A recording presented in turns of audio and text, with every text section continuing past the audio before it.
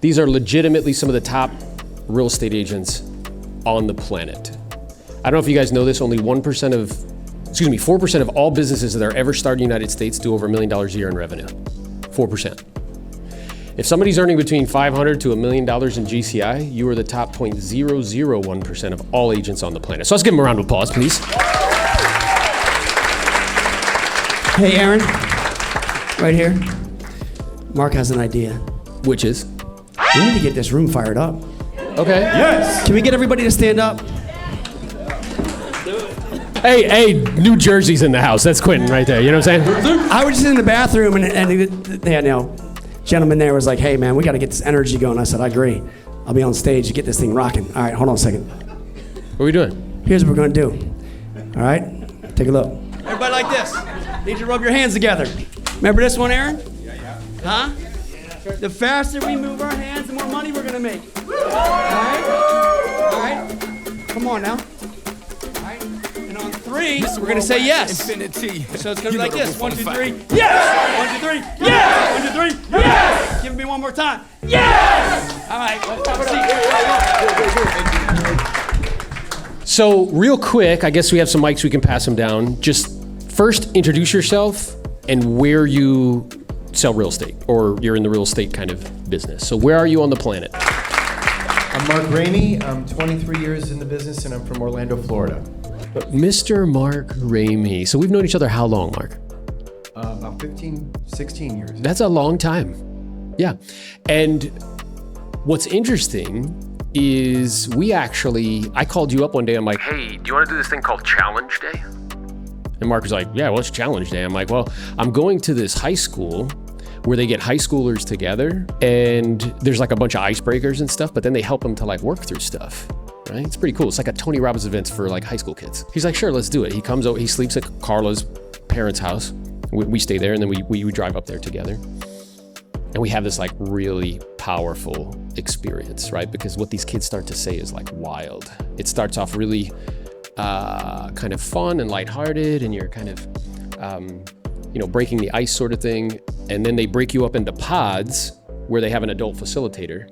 And you begin by saying, if you knew me, you would know. And when I tell you what comes out of these little kids' mouths, bro, around the circle, it's wild, okay? And we did that together, and that was a really beautiful thing, right? In our time together, I also know, because I was talking about probates and stuff, and that's been a huge source of business for you, hasn't it? Yeah, and that went from 0 to now, what percentage of your business does it represent? 40%. 40, actually close to 50. Yeah. And I shared it with you. I shared, hey, here's how you do it. Here's how you make the calls and everything. Now, I'm curious, when you initially went down that path, were you like, yeah, it's a great source, let's do it? No. Are you noticing a theme here, team, right? Yeah. And why was it a no?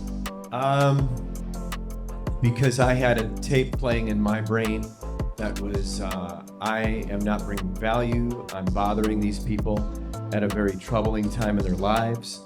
I had the wrong perception of myself. Yeah. Very interesting. So he had all of these internal beliefs that were causing him to not call these people, right? Or not view this as a lead source. And then over time, because I'm pretty persistent, but also because I've earned your trust over time, you said, okay, I'll give it a shot. And what were some of the kind of roadblocks as you went down that path initially? Well, there's the technical aspect, which is how do you find the leads? How do you get the leads? So that was a roadblock. And since I, at the same time, had the mental roadblock, which was not seeing myself as someone that was there to help them, rather I was less than, and I probably shouldn't be calling them, those technical roadblocks became my reasons. I would just throw them up. It was just the reason, which actually it was the internal thing that was keeping me from solving the reasons. That's right. Yeah. And what I find is interesting is like, if you're not certain on something, do you know what you spend all your time on? Your excuses. All of your time thinking about all the excuses, right? So there was just an uncertainty there, and we helped to clear that up for you. And then did you start taking 10 listings a month right away? No. No. Now, do you see, what is our expectation? Like you're gonna learn a lead source and like, yeah, I'm gonna make $1 million in a month. No, you're not. you're probably going to suck at it at first. That's probably what's going to happen, right? And those first calls, were they like fantastic? Nope.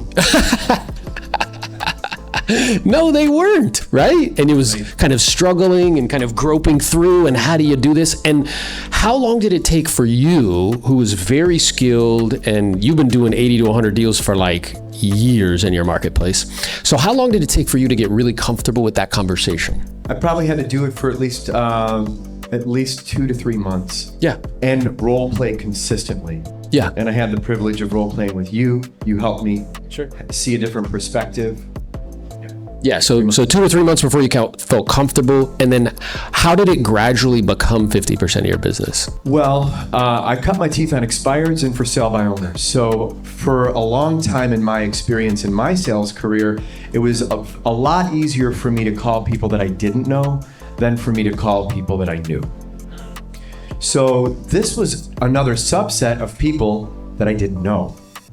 And there was a time in 2008, 2000 through like 2012 where expireds were like so plentiful. It was like really an amazing opportunity. And then that business over time, it shrunk and it diminished. And that's when we started that little mini mastermind, I think with Dave DeVoe. Oh, that's right. You were in that with me. Oh, that's so cool. Yeah. And one of the things, I don't know if you notice about Aaron, but his pendulum tends to go way over here. And I was fortunate to be in that mastermind because when his pendulum goes way over here, he drags me right behind him. And that's what you did. Yeah. I just got this image of me like driving a truck and like pulling him behind me, you know what I'm saying? You're coming. That's what we're doing. Let's go. Yeah. That's awesome, man. And you've also had the good fortune by being in that space of recognizing that you actually like do a really awesome service for those people. Yes. And can really help them during a difficult time, yes? Yeah. I actually started to think about, in my own experience, when my own father passed in 2008, I saw what my stepmother had experienced, and she almost sold our family property in Michigan for cents on the dollar. Thank God I caught it, and I was like, Mom, what are you doing? And I was able to connect her with an agent, so it started to ring with me. I started to be like, okay, this is real, and there are people that are becoming personal representatives.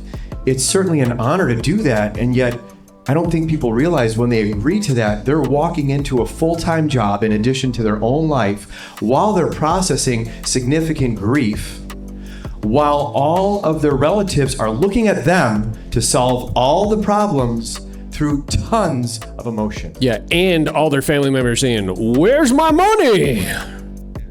Right? So it's a really difficult time. So people they're in such good hands with you. I appreciate your trust. Thank you so much, man.